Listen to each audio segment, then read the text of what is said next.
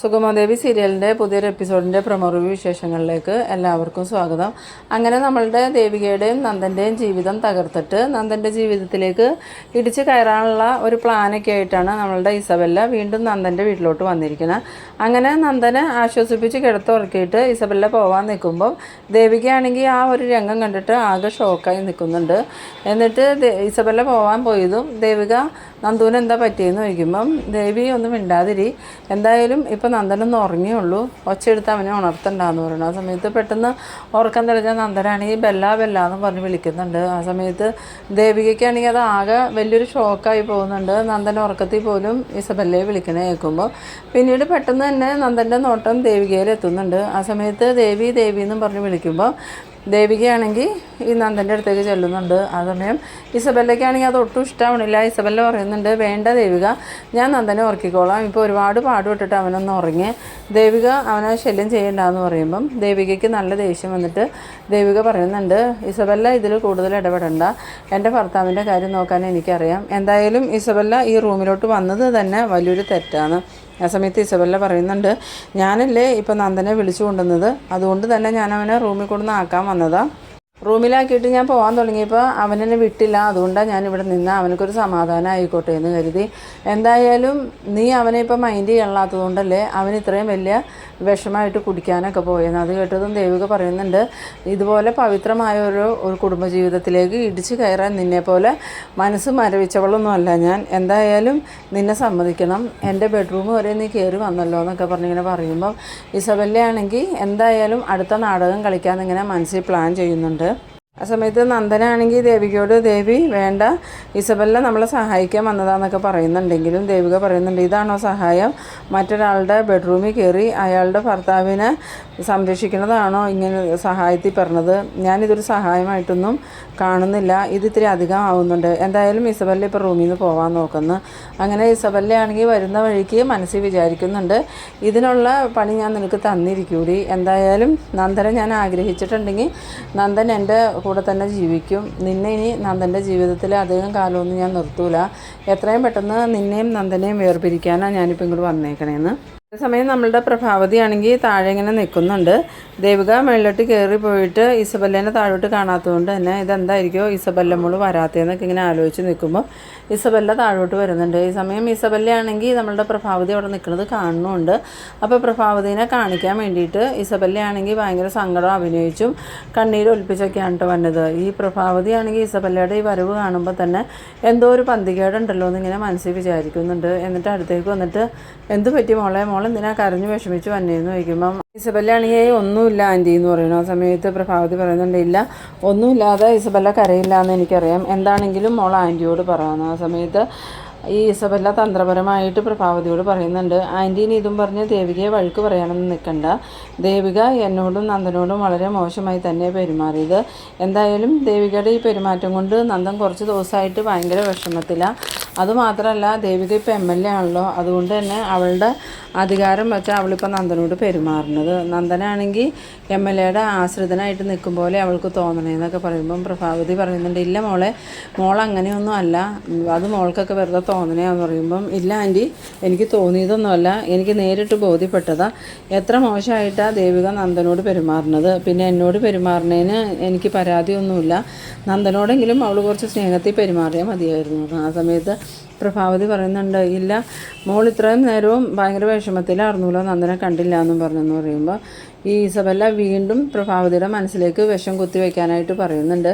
എന്തായാലും ആൻറ്റി ദേവികയോട് ഒരു കാര്യം പറയണം, MLAയുടെ ധാർഷ്ട്യം വെച്ചുകൊണ്ട് നന്ദനെ ടോർച്ചർ ചെയ്യരുതെന്ന്, MLAയുടെ ഇഷ്ടത്തിന് ജീവിക്കാനൊന്നും നന്ദന് പറ്റില്ല ആൻറ്റിന്ന്.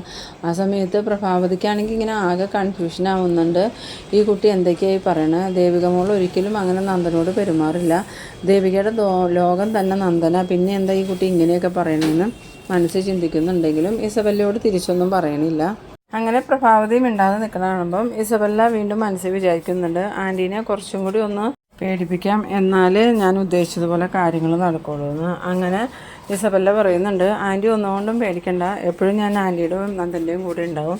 ഇനിയിപ്പോൾ ഋഷിയുടെ പ്രശ്നത്തിൽ പോലീസല്ല പട്ടാളം വന്നാലും ഞാൻ നിങ്ങളുടെ കൂടെ ഉറച്ചു നിൽക്കും, അതൊന്നും ഓർത്ത് ആൻറ്റി പേടിക്കണ്ട എന്ന് പറയുമ്പം പ്രഭാവതി പറയുന്നുണ്ട്, മോള് മാത്രമേ ഞങ്ങൾക്ക് രക്ഷയ്ക്കുള്ളൂ, അതുകൊണ്ട് മോള് ഞങ്ങളെ കൈവിടരുത് കേട്ടോ.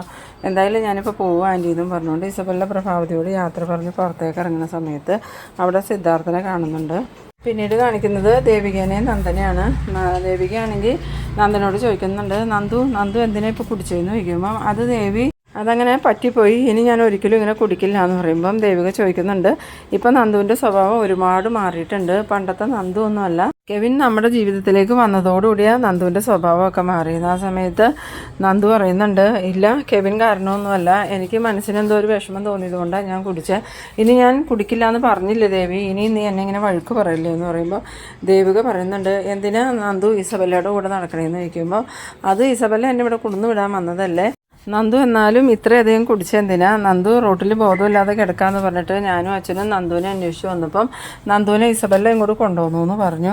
എന്തായാലും ഇസബല്ലേനെ വിളിച്ച് വന്നേന്തിനാ, നന്ദുവിനെ എന്നെ വിളിക്കാൻ പാടില്ലായിരുന്നു എന്ന് ചോദിക്കുമ്പോൾ നന്ദൻ പറയുന്നുണ്ട്, ഞാൻ ഇസബല്ലയെ വിളിച്ചതൊന്നും അല്ല ദേവി, ഇസബല്ല എങ്ങനെയോ വന്നതാ, അതെങ്ങനെയാണെന്നൊന്നും എനിക്കറിയില്ല, എന്തായാലും എനിക്ക് തീരെ വയ്യ, ഇനി നമുക്ക് നാളെ സംസാരിക്കാം എന്നും പറഞ്ഞുകൊണ്ട് നന്ദനാണെങ്കിൽ കിടന്നുറങ്ങുന്നുണ്ട്.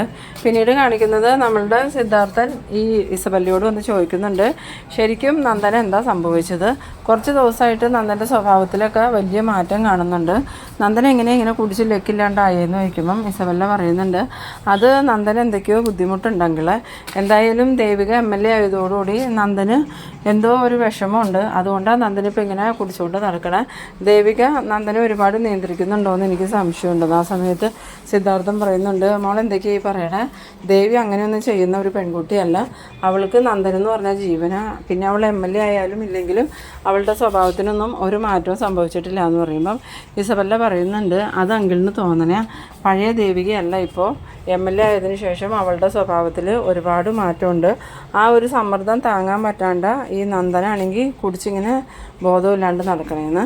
അങ്ങനെ ഇസബല്ല എന്നാൽ ഞാൻ പോട്ടെ ഞങ്ങളെ പിന്നെ വരാമെന്നും പറഞ്ഞുകൊണ്ട് പോകുന്നുണ്ട്. അതിനുശേഷം സിദ്ധാർത്ഥൻ അകത്തേക്ക് വരുന്നിട്ട് പ്രഭാവതിയോട് ചോദിക്കുന്നുണ്ട്, എന്തൊക്കെയാണ് പ്രഭ ഇവിടെ നടക്കുന്നത്, ഞാൻ അറിയാണ്ട് എന്തൊക്കെയോ കാര്യങ്ങൾ ഇവിടെ നടക്കുന്നുണ്ടെന്നുള്ള കാര്യം എനിക്ക് ഉറപ്പാണ്, ഇപ്പം നന്ദൻ ഇങ്ങനെ കുടിച്ച് ബോധമില്ലാണ്ട് നടക്കാൻ പാകത്തിന് ഇവിടെ എന്ത് പ്രശ്നം ഉണ്ടായേ, ദേവികയും നന്ദനും തമ്മിൽ എന്തെങ്കിലും പ്രശ്നമുണ്ടോ? ആ സമയം പ്രഭാവതി പറയുന്നുണ്ട്, ഇല്ല സിദ്ധു, അവർ തമ്മിൽ ഒരു പ്രശ്നമില്ല, പിന്നെ എന്തിനാ ഇപ്പോൾ ഇവനിങ്ങനെ കുടിച്ച് നടക്കണേന്ന് ചോദിക്കുമ്പോൾ അതെനിക്ക് അറിയില്ല, എന്തായാലും നാളെ നേരം വെളുക്കട്ടെ, നമുക്ക് അവനോട് ചോദിക്കാം. പിന്നീട് സിദ്ധാർത്ഥൻ പറയുന്നുണ്ട്, എന്തായാലും ഇത്രയും നാളും ചന്ദ്രോത്തിനൊരു പേരും പ്രശസ്തിയൊക്കെ ഉണ്ടായിരുന്നു, ഇന്നത്തോടു കൂടി അത് പോയി കിട്ടിയിട്ടുണ്ട്. സിദ്ധാർത്ഥൻ ചന്ദ്രോത്തിൻ്റെ മകൻ വെള്ളം കുടിച്ച് ബോധമില്ലാതെ റോട്ടിൽ കിടക്കുമെന്ന് ആളുകൾ പറഞ്ഞോളും, ഇതിൽ പരം നാണക്കേട് വേറെ ഒന്നും ഉണ്ടാവാനില്ല എന്ന് പറയുമ്പം പ്രഭാവതിക്കും അത് മനസ്സിലാവുന്നുണ്ട്. അപ്പോൾ പ്രഭാവതി പറയുന്നുണ്ട്, എന്തായാലും സംഭവിച്ചു പോയില്ലേ സിദ്ധു, ഇനി അങ്ങനെയൊന്നും സംഭവിക്കാതെ നമുക്ക് അവനെ രാവിലെ ഉപദേശിക്കാം, എന്തായാലും നന്ദുവിൻ്റെ കാര്യത്തിൽ നമ്മൾ ഒന്നും കൂടി ശ്രദ്ധിക്കണം എന്ന് പറയുമ്പോൾ സിദ്ധാർത്ഥൻ പറയുന്നുണ്ട്, അങ്ങനെ ശ്രദ്ധിക്കാൻ അവനെന്താ കൊച്ചുകുട്ടി എന്തെങ്കിലും ആണോ, ഒന്നുമില്ലെങ്കിലും അവൻ്റെ ഭാര്യ ഒരു MLA ആണെങ്കിലും അവനെ ഓർക്കണ്ടേ എന്ന് പറയുമ്പോൾ പ്രഭാവതി പറയുന്നുണ്ട്, ഇപ്പോൾ അവൻ്റെ ജീവിതത്തിൻ്റെ താളം തട്ടുന്നത് അതുകൊണ്ട് തന്നെയാണെന്നാണ് എനിക്ക് തോന്നുന്നത്, ഭാര്യ MLA ആകുമ്പം ഭർത്താവിനൊരു കോംപ്ലക്സ് ഉണ്ടാവുമല്ലോ, ഇസബല്ലയും എന്നോട് പറഞ്ഞത് അങ്ങനെ തന്നെയാണ്. എന്തായാലും ഞാൻ ദേവികയായിട്ടൊന്ന് സംസാരിക്കട്ടെ എന്ന് പറഞ്ഞ് പ്രഭാവതി മുകളിലോട്ട് കയറി പോകുന്നുണ്ട്. ഈ സമയത്ത് ദേവികയാണെങ്കിൽ ഇങ്ങനെ ആകെ സങ്കടപ്പെട്ട് കരഞ്ഞുകൊണ്ടിരിക്കുകയാണ്.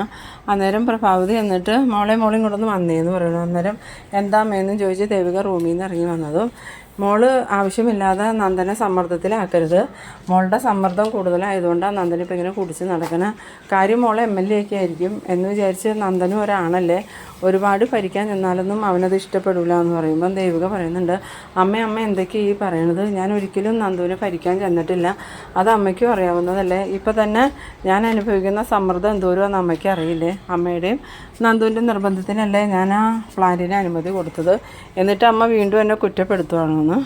സമയത്ത് പ്രഭാവതിക്ക് ചോദിച്ചത് മണ്ടത്തരായെന്ന് തോന്നുന്നുണ്ട്. പിന്നീട് നമ്മളുടെ ദേവികയാണെങ്കിൽ ഫോണെടുത്ത് എന്തായാലും അമ്മയ്ക്കൊന്ന് വിളിക്കാം, എൻ്റെ സങ്കടങ്ങളൊന്നും പറയാൻ എനിക്കിപ്പോൾ ആരുമില്ല, ഞാൻ ആകെ ഒറ്റപ്പെട്ടു, അമ്മയോടെങ്കിലും സങ്കടം പറയാമെന്നും പറഞ്ഞുകൊണ്ട് വിളിക്കുന്നുണ്ട്.